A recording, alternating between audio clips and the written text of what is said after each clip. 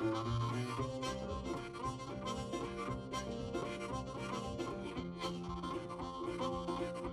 name's Ben Crawford, and we're here in Hamilton County.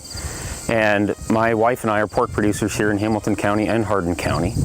And I graduated from Iowa State with my bachelor's in 2007 and a master's in 2009. And I'm currently employed as the Environmental Services Director for Prestige Farms of Iowa. And my wife is a technical services veterinarian for Merck Animal Health. So we both work in the swine industry. For our contract sites, my wife and I have 7,500 finishing spaces. We have a 2,500 head finishing site in Hamilton County and a 5,000 head finishing site in Hardin County. I got started with this project with the Iowa Pork Producers Association because I'm on the environmental committee there. And so the project was brought to us. So that was my first introduction to it. I'll say at first there was a little hesitation, and the project itself, you know, it wasn't something we typically see.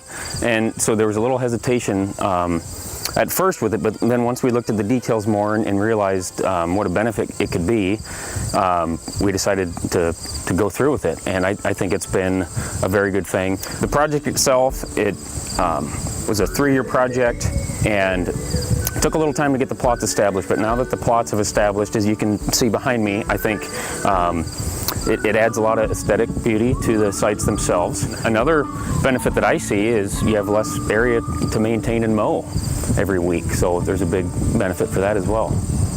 One thing that I kept having to emphasize throughout this project was patience, because when we first started this project, I think a lot of people in our company and a lot of producers in general thought that, okay, well, we'll spray and kill any grass or weeds that are on the plot that we're gonna seed to the monarch blend, and you know, within a year it's going to be flowers and everything is going to look nice and pretty, and it's going to establish right away. But come to find out, it really takes several years to get a good plot established. And so that's one thing I've kept preaching to people in our company, is just have some patience with it. So I know in year 1 it just kind of looked like a weed patch, and everyone was, you know, thinking, well, maybe this wasn't such a good idea, maybe we should tear the thing out and just seed it back down to grass. You know, it's an eyesore and people drive by. So we just let it go. Year 2 looked a little better, and then now year 3, you can really see the benefits of it, and the patience has paid off, I think. So I think the opportunity to scale up some of these projects, I think there's a lot of opportunity with that.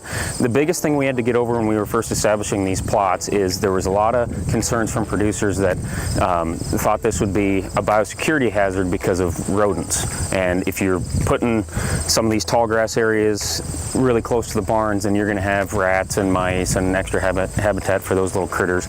And I don't really see much concern with that.